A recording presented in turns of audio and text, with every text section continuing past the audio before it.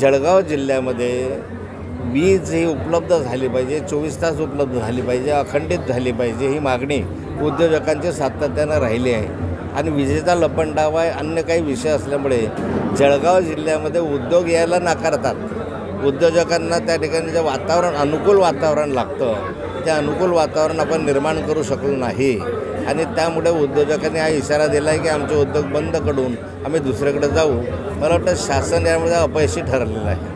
3 मंत्री आपल्या जिल्ह्यामध्ये आहे, चौथी आता रक्षाताई या ठिकाणी मंत्री झालेले आहे. असं असताना या 4 मंत्र्यांनी किमान MIDCच्या उद्योजकांचे प्रश्न सोडवावे अशी माझी अपेक्षा आहे.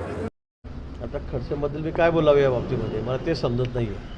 सगळी दुहेरी भूमिका त्याची त्या ठिकाणी असते. एकीकडे भाजपचं मी प्रवेश करतो आहे, एकीकडे सून झाली म्हणून पेढे वाटत आहेत, ढोलताशी पिटत आहेत. त्यांच्या सूनबाई पण आता मंत्री आहेत, त्यांनी मग त्यांना सांगावं आमच्याकडून